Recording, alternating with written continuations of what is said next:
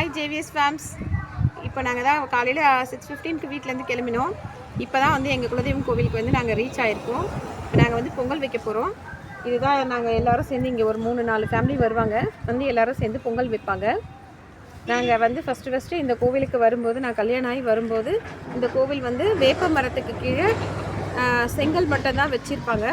அது கூட வந்துட்டு இங்கே வந்து ஐயர்லாம் கிடையாது, பூசாரி அவங்க மட்டும்தான் பண்ணுவாங்க. அதுவும் அந்த கோவில்லாம் வந்து ஒரு 4 வருஷம் வரைக்கும் நான் வந்து பார்த்தது வந்து இது மாதிரி இருக்காது. அப்புறமா வந்து கோவில் கட்டி கும்பாபிஷேகம் பண்ணாங்க.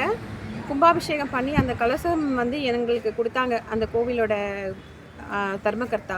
அடுத்த வருஷம்தான் எங்கள் சபரிசாய் பிறந்தான். ஏன்னா ஆஃப்டர் 5 இயர்ஸ்க்கு அப்புறம் தான் அவன் பிறந்தான். எங்களோட குலதெய்வத்துக்கு வந்து அப்படி ஒரு பவர். அதே மாதிரி இந்த கோவிலில் வந்துட்டு குழந்தை வரம் என்ன வேண்டிக்கிறோமோ அது வந்து நம்மளுக்கு வந்து கிடைக்கும். இந்த கோவிலோட இதுவே பார்த்தீங்கன்னா கொடுக்குற சாமி எங்கள் குலதெய்வத்துக்கு வந்து அப்படி ஒரு பவர். இது வந்து வில்லுடையார்கிட்ட வந்து காவு கொடுப்பாங்க. என்னென்னா எங்களுக்கு வந்து வெஜிடேரியன் தான் பழக்கம். நான் வெஜிடேரியன் பழக்கம் இருக்கிறவங்க கடா வெட்டுவாங்க. நாங்கள் வந்துட்டு கடாக்கு பதிலாக பூசணிக்காய் அந்த மாதிரி 3 காய் பெஞ்சு, பூசணிக்காய், எலுமிச்சங்காய், தும்மட்டிக்காய்ன்னு சொல்லுவாங்க, அந்த 3 காய் தான் வந்து நாங்கள் காவு கொடுப்போம்.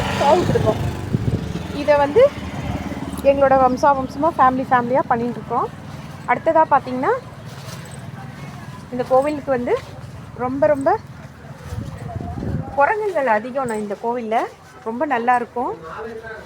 இந்த அம்மன் வந்து தீப்பாஞ்சாலி அம்மன் சீதாதேவியாக சொல்லுவாங்க. இந்த சீதாதேவியோட கதை எப்படி பூமி பிளந்து அந்த அம்மா, அதாவது ராமர் வந்து இதுக்கு போயிட்டு வந்தப்போ சீதாதேவியை தீ குளிக்க சொன்னாங்களோ அந்த வம்சத்துலேருந்து, அந்த இதுலேருந்து வந்தவங்க சீதாதேவி.